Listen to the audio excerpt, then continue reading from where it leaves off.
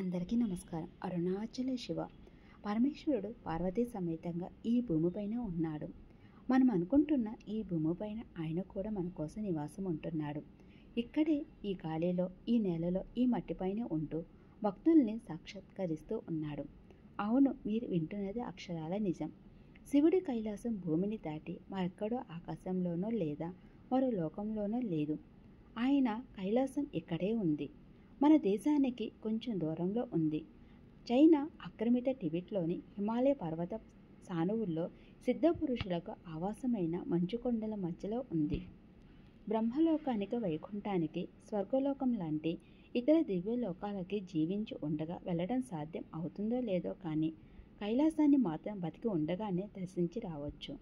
శివుని కైలాసం ఉన్నది మరెక్కడో కాదు, హిమాలయ పర్వతాల్లో.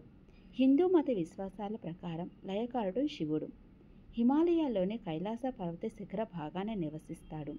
పార్వతీ సమేతుడే నిరంతర ధ్యాన స్థితిలో ఉంటాడు. సముద్ర మట్టానికి 21,778 అడుగుల ఎత్తులో టిబెట్ భూభాగంలో ఉన్న హిమాలయ పర్వత శ్రేణుల్లో ఈ కైలాస పర్వతం ఉంది. ఈ పర్వతం పైనే శివపార్వతులు కొలువై ఉన్నారు. ఆసియాలో పొడవైన నదులుగా పేరుగాంచిన బ్రహ్మపుత్ర, సింధు, సట్లజ్, కర్నాలి మూలాలు ఈ పర్వత ప్రాంతంలోనే ఉన్నాయి. హిందువులు, బౌద్ధులు, జైనులు, బాన్ మతస్థులు ఈ పర్వతాన్ని అత్యంత పవిత్రమైనదిగా భావిస్తారు. మౌంట్ కైలాస్ మామూలు పర్వతం కాదు. హిమాలయాలో ఏ పర్వతానికి లేని విశిష్టతలు ఇక్కడ చాలా కనిపిస్తాయి. మానవ మేధస్సుకు ఇసమంతైన అర్థం కాని రహస్యాలు ఎన్నో ఈ పర్వతంపై దాగి ఉన్నాయి. కైలాస పర్వతం నలువైపులా 4 రూపాల్లో ఉంటుంది. 4 రంగులు ఇది దర్శనమిస్తుంది.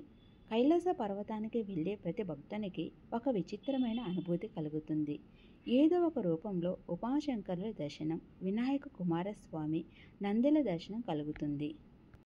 కైలాస పర్వత పాదపీఠంలో నెలకొని ఉన్న మానస సరోవరం మరో అపరూపం, అత్యద్భుతం. స్వచ్ఛతకు ఈ సరస్సు నిలువు దట్టం. బ్రహ్మ ముహూర్తంలో అంటే ఉదయం 3 నుంచి 5 గంటల మధ్యలో ఈశ్వరుడు ఈ సరస్సులో స్నానం చేస్తాడనే భక్తుల విశ్వాసం. ఈ ముహూర్తంలో కైలాసం మీదుగా సరస్సులోకి ఒక జ్యోతి ప్రవేశించడం ఇక్కడికి వచ్చిన చాలామందికి అనుభవమే. ఈ సరస్సు చుట్టుపక్కల ఉండే గృహాల్లో మునులు వేలాది సంవత్సరాలుగా తపస్సు చేస్తున్నారు. మానస సరోవరం ప్రాంతంలో ఎన్నో ఔషధ విలువలు ఉన్న మొక్కలు మనకు కనిపిస్తాయి. ఈ వీడియో మీకు నచ్చితే లైక్ చేయండి, షేర్ చేయండి.